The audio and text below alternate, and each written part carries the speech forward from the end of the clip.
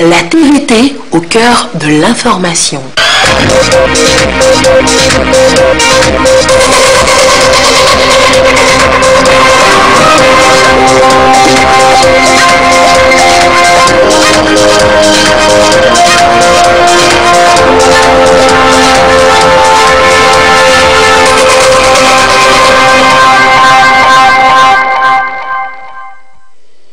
Merci de votre attention, excellent début de semaine. L'actualité ce soir, Lomé, notre capitale depuis Lomé, capitale de plus cet après-midi de la 42e session ordinaire du comité interparlementaire de l'UEMOA, une session budgétaire. Les travaux vont durer une semaine. Il sera aussi question du fonctionnement de l'institution.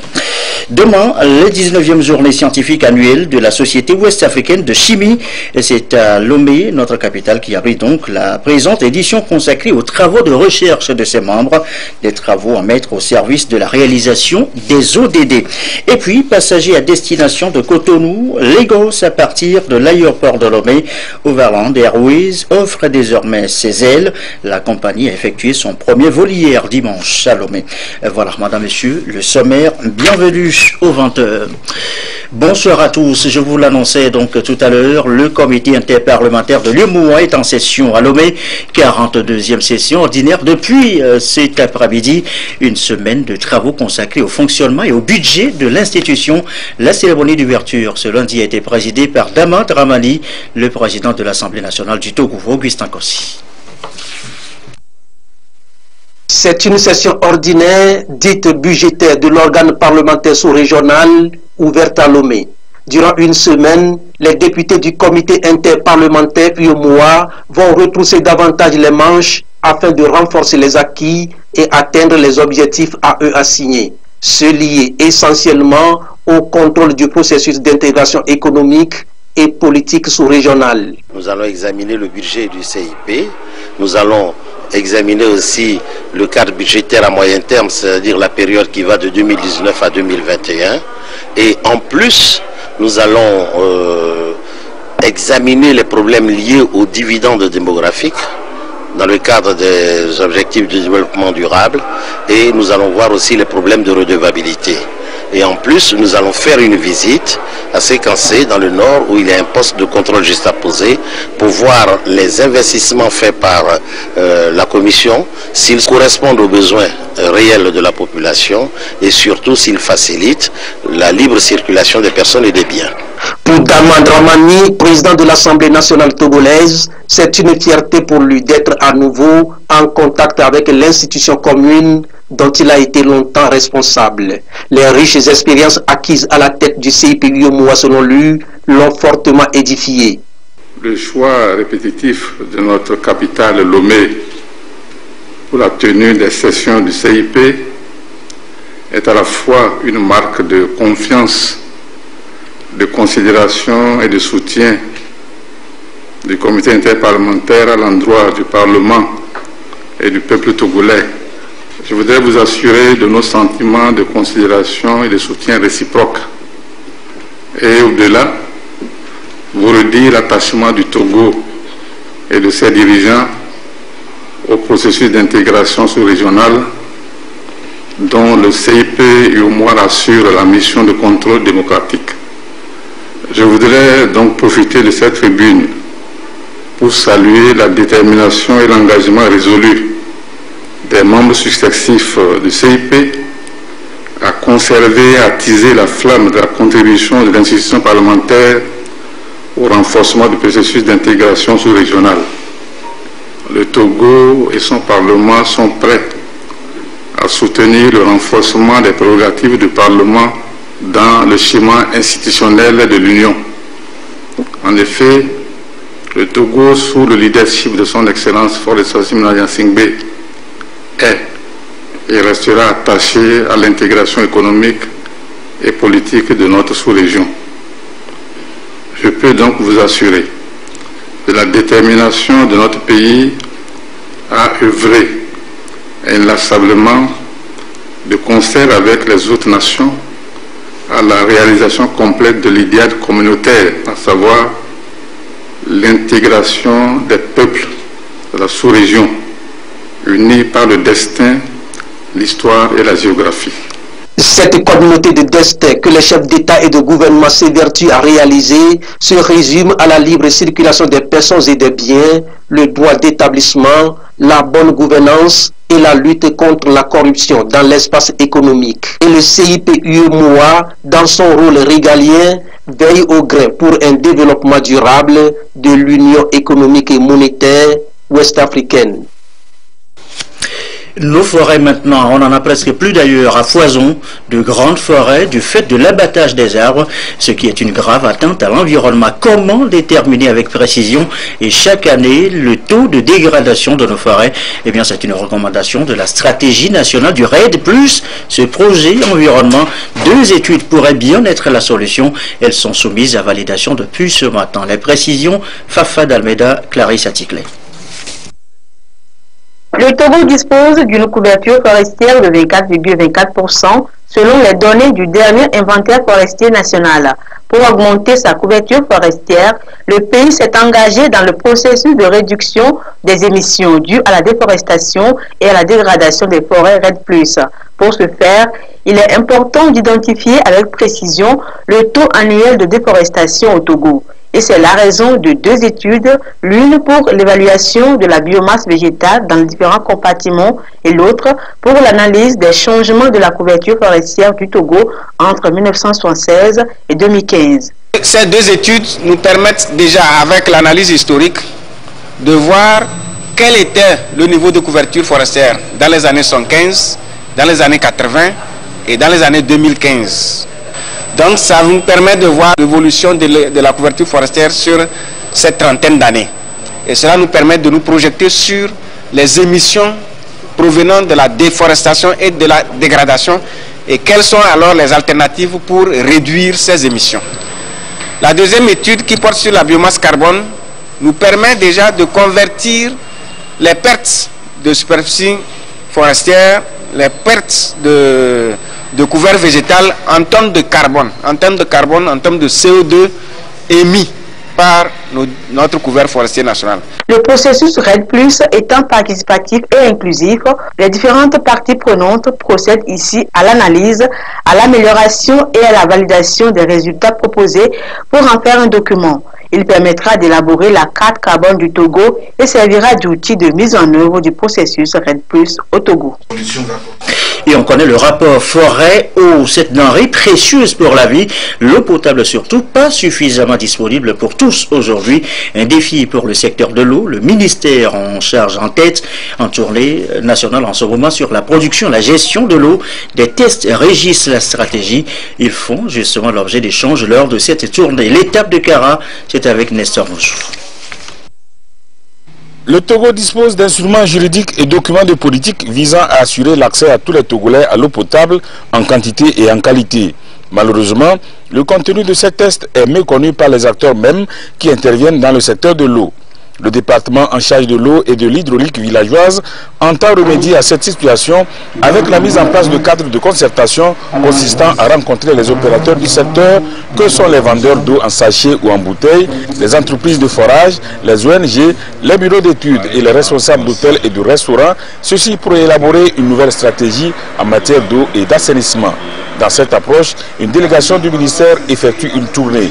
Elle est à l'étape de la région de la Kara. Pour nous, il s'agit de bâtir aujourd'hui une nouvelle stratégie du secteur de l'eau et de l'assainissement. Nous ne pouvons pas faire cette stratégie sans prendre en compte les aspirations des opérateurs avec qui nous travaillons.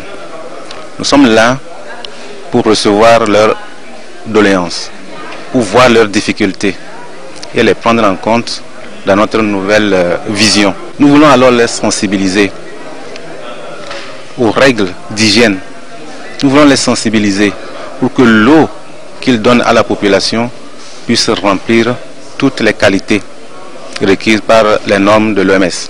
Cette concertation va se poursuivre dans les autres régions et à la fin, nous allons rassembler tout ceci autour d'un document de stratégie et pouvoir bâtir maintenant la promotion du secteur de l'eau. La stratégie va s'appuyer sur les textes réglementaires, justement le code de l'eau. Les échanges ont été édifiants selon les participants qui espèrent que ce cadre de concertation va se tenir régulièrement. Il y avait certaines choses que je n'arrivais pas à maîtriser. Et l'hôtellerie, vraiment, c'est un lieu où le gaspillage de l'eau est vraiment excessif. Et cette rencontre m'a beaucoup édifié et dorénavant, je saurais quoi faire pour gérer le gaspillage de cette eau. Ce qui est fait aujourd'hui, que ce ne soit pas seulement parce qu'il y a un nouveau ministre qui voulait faire le tour et qui l'a fait, mais que ça se renouvelle. Et qu'au niveau même régional, pourquoi pas avoir des cas de concertation, puisque nous avons des directions régionales. Il y a des questions qui ont été posées dans la salle, parce que certains de ces acteurs, n'étant pas en relation avec la direction régionale, ne savent pas que pour avoir un forage, il faut tel et tel processus. Au Togo, seuls 55% des populations ont accès à l'eau potable à ce jour. À cela s'ajoute le problème de la qualité des eaux consommées. Une étude commanditée par l'Union européenne sur un échantillon de 100 différents types d'eau en sachet au Togo a révélé que 60% de ces eaux sont impropres à la consommation humaine. Et apporter de l'eau potable aux populations rurales, leur fournir en plus de l'électricité avec des pistes rurales pour désenclaver les zones de production. Eh bien, le PUDC se donne, vous le savez, l'ambition de changer le quotidien des populations du Togo profond. La plupart des réalisations sont presque à terme. Qu'est-ce qui change alors pour les bénéficiaires? Eh bien, rendons-nous sur le terrain auprès des populations. C'est en compagnie de Lucassi.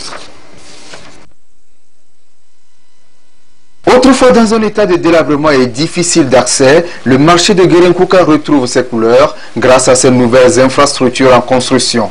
Ce marché qui se veut moderne comportera au terme des travaux des hangars, des boutiques, des blocs de latrines et de l'énergie, bref, tout ce qu'il faut pour mettre à l'aise les commerçants dans l'exercice de leurs activités. C'est le cas également des marchés préfectoraux de Lavagnois et de Brita, ainsi que du marché cantonal de Moussou-Kopé. Des réalisations qui doivent leur existence grâce au programme d'urgence de développement communautaire PUDC. Cet ambitieux projet qui a mobilisé plus de 155 milliards de francs CFA dans sa première phase vise l'amélioration de façon significative des conditions de vie des populations vivant dans les zones peu ou mal desservies par les infrastructures et services socio-économiques de base. On ne s'attendait pas à ce qu'on nous construise ce marché moderne habitat. Nous les femmes, nous disons merci au chef de l'État pour cette action. Nous sommes très contentes et soutenons le président dans ses actions de développement.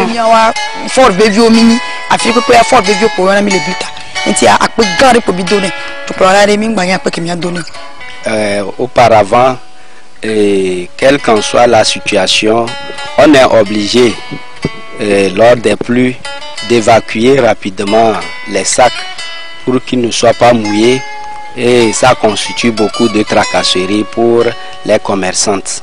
Aujourd'hui, avec ces magasins qu'on voit ensemble devant nous, ça permet de stocker. Une fois l'achat effectué, on va garder dans ces magasins et on peut chercher ces sacs à tout moment. Par rapport aux apataments, aujourd'hui, qui est le vent, qui est la pluie, qui est le soleil, on n'a plus de soucis par rapport à ces aléas climatiques.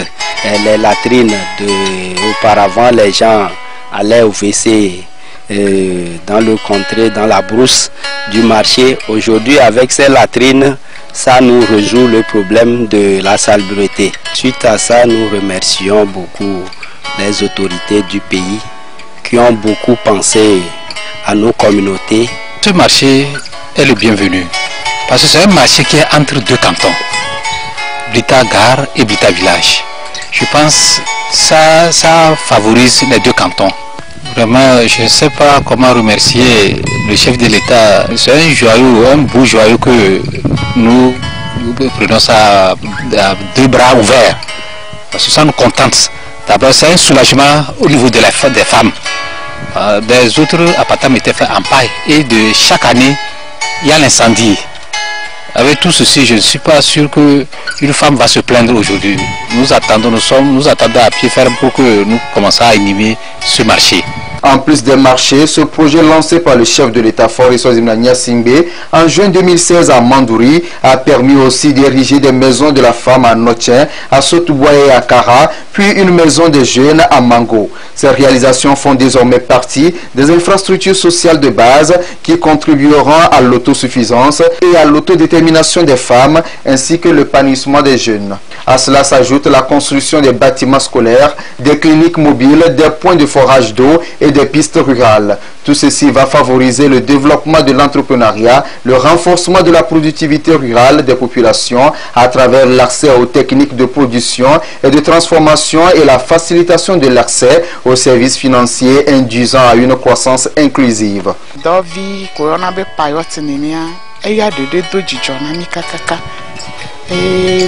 Nous sommes très contents de la construction de ces bâtiments, surtout la paillote aménagée. Cette maison de la femme va nous servir d'espace de retrouvailles, d'échange d'idées et d'épanouissement. Nous les femmes de notre chair sommes très contentes de cette infrastructure et nous remercions le président de la République pour les œuvres à l'endroit des femmes togolaises.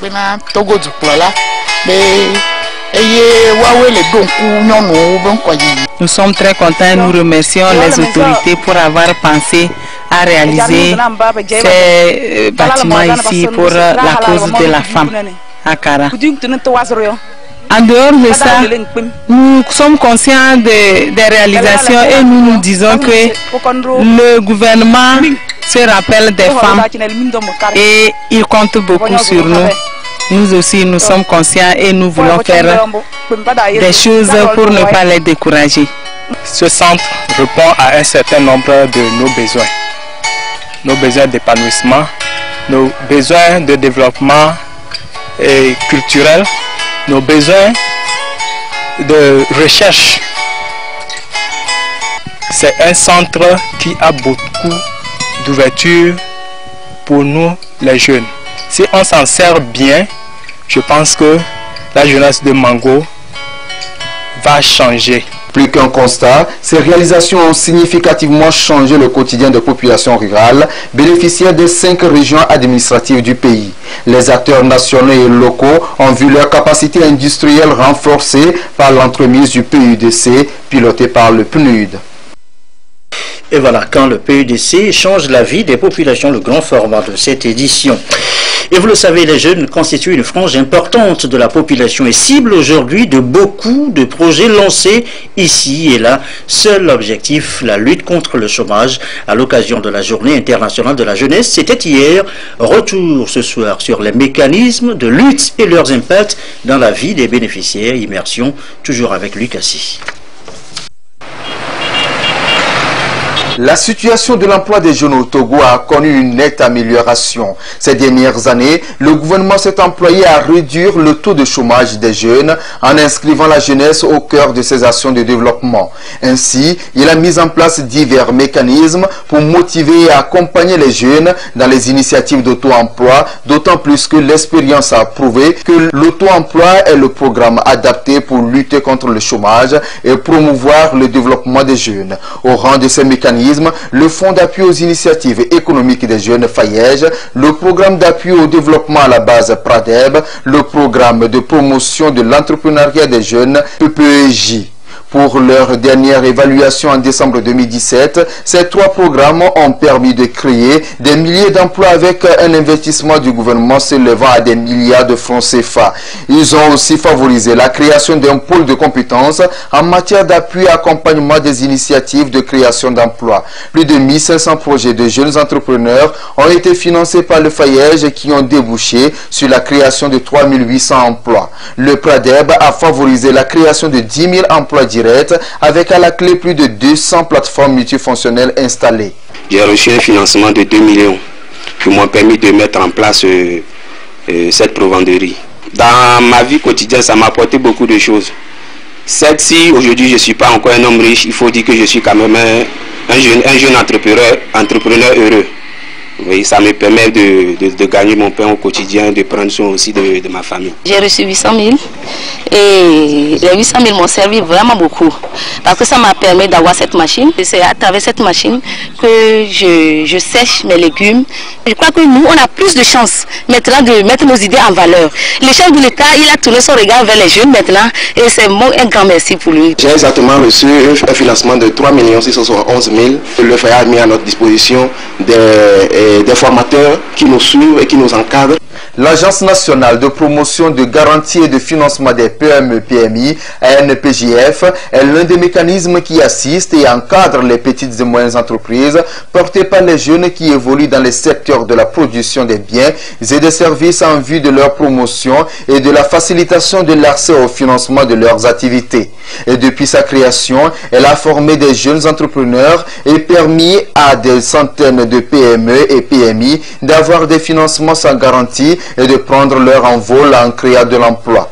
En plus de cette agence, le projet d'appui à l'employabilité et à l'insertion des jeunes dans les secteurs porteurs par IEGSP et le projet d'opportunité d'emploi pour les jeunes vulnérables EJV ont été lancés par le gouvernement pour appuyer et financer les projets porteurs dans le secteur agricole et permettre aux jeunes disposant de métiers sans les moyens matériels d'exercer de le faire après des services citoyens et civiques.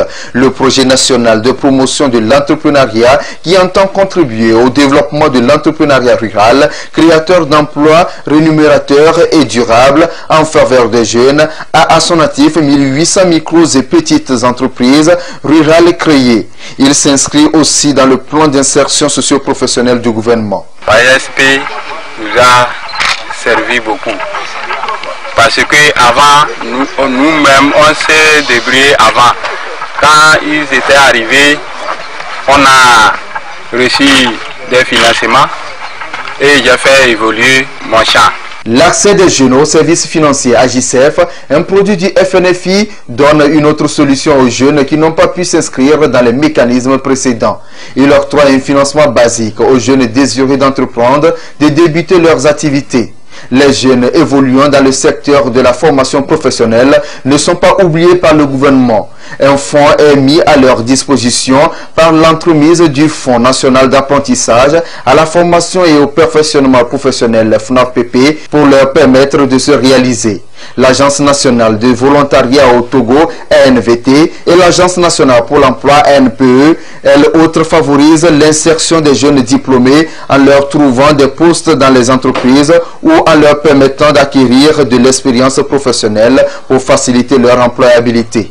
Je sais que le volontariat va me donner un coup de main pour le métier que j'ai appris, pour que je puisse avancer. Pour couronner tous ces projets et programmes, le climat des affaires a subi une amélioration considérable. En 24 heures, les jeunes entrepreneurs peuvent créer leurs entreprises à un coût très abordable. Le chef de l'État a aussi attribué 20% des marchés publics aux jeunes entrepreneurs afin de leur permettre d'avoir des débouchés et de faire davantage leurs preuves pour mieux se vendre. Des maisons des jeunes ont été construites pour leur offrir des espaces d'échange et d'épanouissement. Un accent particulier a été mis par le gouvernement sur la formation citoyenne et civique des jeunes. Des valeurs indispensables pour la paix, la cohésion sociale et l'acceptation de l'autre. Elles méritent d'être respectées pour un Togo fort, uni et prospère. Ce rendez-vous à noter demain, capitale de la 19e édition des journées scientifiques annuelles de la Société ouest-africaine de chimie. C'est une organisation, vous l'auriez compris, donc sous-régionale. Sa vocation, promouvoir les travaux scientifiques, des travaux à mettre au service des ODD. Ce qu'il faut en savoir déjà avant demain, eh bien c'est avec Lucassi. La Société ouest-africaine de chimie SOACHIM regroupe des chimistes, des biochimistes, des biologistes et des agro-industriels des 8 pays francophones de l'Afrique de l'Ouest. Cette organisation purement scientifique s'est assignée pour mission de diffuser les connaissances et savoir-faire dans les domaines de la chimie pour le bien-être des populations. Elle qui a vu le jour en 1994 tient dans chacun des pays membres des journées scientifiques annuelles en vue d'un partage d'expériences et de résultats entre chercheurs et enseignants membres. La 19e édition de ces journées axée sur la contribution des sciences chimiques à la mise en œuvre des objectifs du développement durable est accueillie par le Togo. Tout ce que les chimistes font tous les jours, y compris vous-même, sans le savoir, vous êtes chimiste, contribue au développement durable. Et c'est pourquoi toutes les recherches que nous menons dans le domaine de la chimie embrassent les ODD, les objectifs du développement durable. Ils sont 17.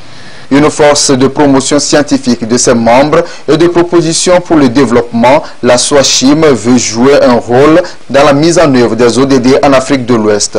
Et cela consiste en des propositions franches et concrètes à l'avancée de la recherche appliquée dans les domaines des sciences chimiques, biochimiques, biologiques et agronomiques, ayant un impact effectif sur le développement socio-économique des pays membres. Nous aurons à débattre de nos travaux, différents travaux qui se font dans nos différents laboratoires dans les 8 pays de la sous-région ouest africaine, les pays francophones. Donc entre collègues et aussi avec nos doctorants. Donc ce que nous formons pour la relève de demain en matière d'enseignement et de recherche, nous allons donc partager les résultats de nos travaux. Et au cours de ces partages, il y aura des discussions pour aider ceux qui sont sur ces projets à améliorer leur façon de fonctionner, leur façon de travailler et aussi avoir ce qui est prêt à mettre à la disposition de nos populations pour le développement de nos pays. Il y a 4 groupes thématiques, ceux qui vont s'occuper de la santé, dont les travaux qu'ils font sur les plans médicinaux en vue de trouver de nouvelles molécules actives pour soigner les différents maux.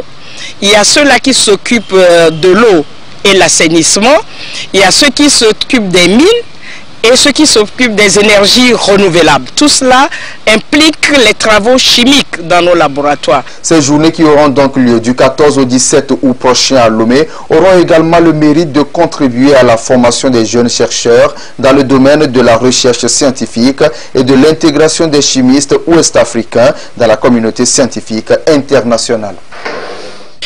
Ouverture donc demain de ces 19e journées à Lomé. Une délégation du parti Union pour la République était le week-end dernier en tournée d'information et de sensibilisation à Munich, en Allemagne. La délégation a eu à échanger sur la nouvelle structuration du parti.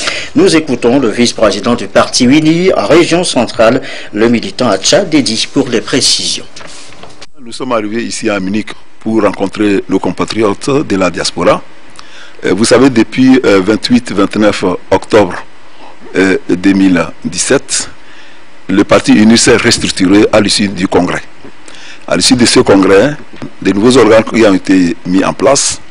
Et effectivement, nous, on a jugé nous déplacer pour rencontrer nos compatriotes ici, expliquer maintenant le nouveau fonctionnement, nos nouveaux organes du parti, comment le parti est restructuré, et donner surtout la vision, la nouvelle vision fixée par le président du parti qui a été donc adopté au Congrès.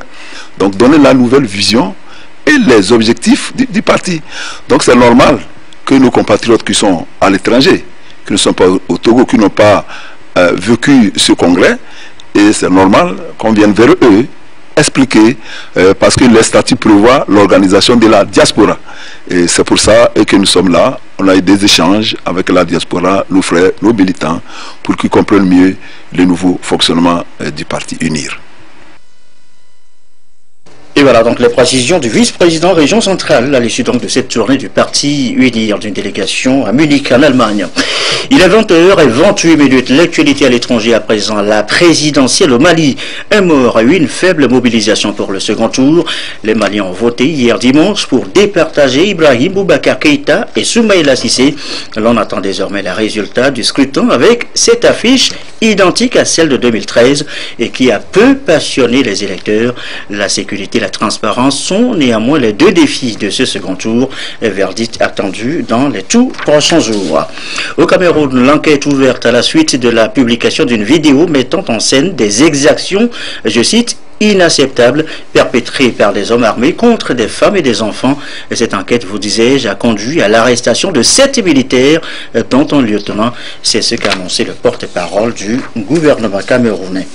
Cela dit, retour chez nous dans le reste de l'actualité. Le 4e congrès panafricain du renouveau charismatique catholique, débuté, vous le savez, le 6 août dernier, a pris fin hier dimanche à Lomé. Et cette cérémonie de clôture a été marquée par une messe d'action de grâce au palais des congrès de Lomé. Aïcha Zébro, Augustin Kossi.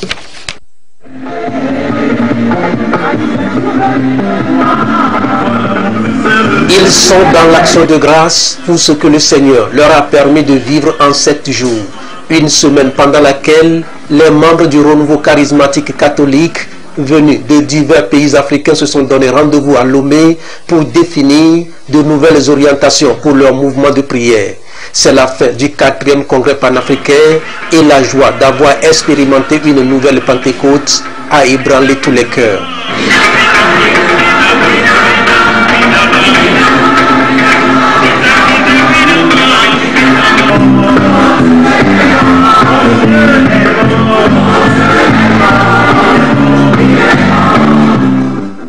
Nous avons vécu des moments intenses de prière, de formation et de mise en pratique par la prière, la louange et l'adoration. Mais nous devons tous reconnaître que l'Africain, c'est celui-là qui doit se lever, se battre pour que l'Afrique soit prospère. Je jette des fleurs au peuple togolais. Ils ont été à la hauteur. On est satisfait sur le plan social, sur le plan culinaire et sur le plan accueil.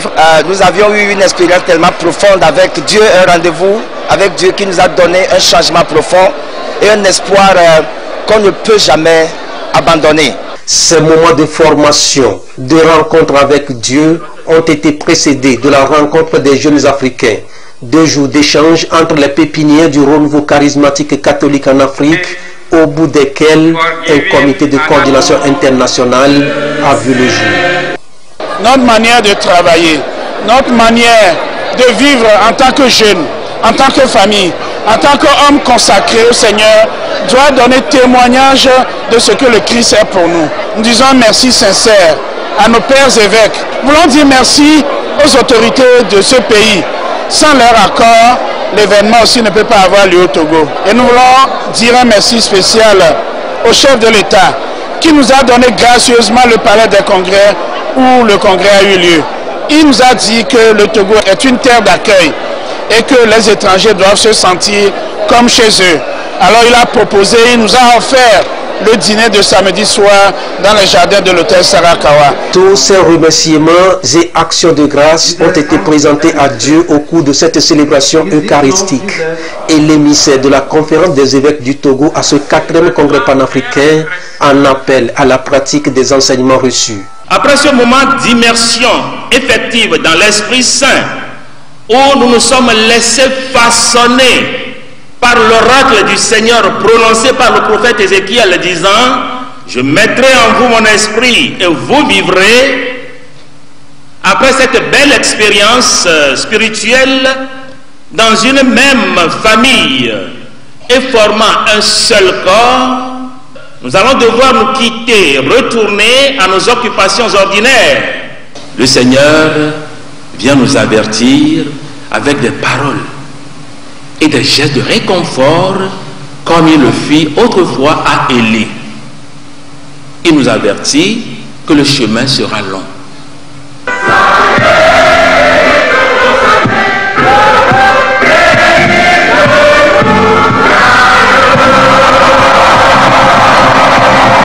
Les rideaux viennent ainsi de tomber sur le 4e congrès panafricain du renouveau charismatique catholique à Lomé. Toute la famille chrétienne africaine ici représentée va repartir très spirituellement revigorée pour la suite de la mission, celle de l'évangélisation. Il reste que chaque chrétien mette en phase avec sa vie les enseignements reçus pour une transformation spirituelle et socio-économique de l'Afrique. Radio Lomé a 65 ans. Ce 13 août, ce lundi, 65 ans au service des populations, célébré ce jour donc par le personnel et plusieurs autres acteurs de la communication et diverses activités ont marqué cet anniversaire. Elia Guanyadao et Kwesala pour le récit. Ce sont les premiers matériels qui ont permis de lancer officiellement les programmes de Radio Lomé il y a exactement 65 ans. Micro, enregistreur ou émetteur, tout est exposé ici pour expliquer aux visiteurs le chemin parcouru par cette radio. 65 ans, un périple au service des auditeurs du Togo et d'ailleurs, commémoré par le personnel de la radio. Certains anciens de cette station et acteurs de la communication ont également assisté à cette célébration. Et comme pour se souvenir de ces moments passés au sein de cet organe, Madame Fiamon, admise à la retraite il y a 23 ans, a choisi de fredonner une chanson. Les roses blanches du jardin se sont fanées. On a travaillé ensemble ici. Radio Lomé, bonjour. Ce matin, le vent vient de la mer. Demain, je partirai. Vous resterez toujours dans ma mémoire. Avec mes 81 ans, je suis contente d'assister à cette fête. Radio Lomé est en plein chantier de numérisation. Malgré les progrès enregistrés dans l'exécution de ces programmes, d'importants défis seront pris en compte dans les années à venir pour mieux satisfaire les auditeurs. Les générations qui sont passées nous ont laissé un héritage, la radio qui a fonctionné, qui est passée de l'analogie au numérique aujourd'hui. Nous sommes dans le numérique, il faudra renforcer cela pour pouvoir laisser quelque chose aux générations à venir. Le chantier est perpétuel. Les défis pour nous, c'est parvenir à mener la radio au sein de tous les foyers, c'est-à-dire couvrir tout le pays, et comme nous sommes déjà en diffusion sur numérique, que la production soit aussi numérisée, que nous puissions satisfaire correctement la population. Pour marquer d'une pierre blanche cet anniversaire, démarré depuis jeudi dernier, le ministère de la Communication a doté la bibliothèque de la radio de 337 ouvrages. Le représentant du président de la HAC et le directeur de cabinet Franck Missité ont exhorté le personnel à plus d'engagement et de professionnalisme. Ce communiqué, avant de refermer ce journal du soir, communiqué conjoint pour le rappel de l'opération de collecte de données sur les activités économiques dans la ville de Lomé. Le ministre de l'économie et des finances, le ministre de l'administration territoriale, de la décentralisation des collectivités locales, le ministre de la sécurité et de la protection civile, le président de la délégation spéciale de la ville de Lomé rappellent qu'afin d'actualiser les données en sa possession, le ministère de l'économie et des finances, par le biais de l'Office togolais des recettes, organise en collaboration avec la commune de Lomé une opération de recensement de toutes les activités économiques formelles et informelles dans la ville de Lomé depuis le 28 mai 2018. Opération qui se poursuivra encore pour quelques semaines. Pour faciliter le travail des agents recenseurs qui seront identifiés par le port d'un badge, il est demandé à la population cible de leur réserver un bon accueil et de répondre en toute sincérité aux questions qui seront posées. Le ministre de l'économie et des finances, le ministre de l'administration territoriale, de la décentralisation des collectivités locales, le ministre de la sécurité et de la protection civile et le président de la délégation spéciale de la ville de Lomé comptent sur le civisme de tout un chacun en vue de l'heureux aboutissement de ce projet et remercie d'avance la population pour sa bonne collaboration. Voilà, et ceci referme donc ce journal. Merci à vous qui nous suivez ce soir et particulièrement à Mango et toujours fidèlement. Une belle soirée.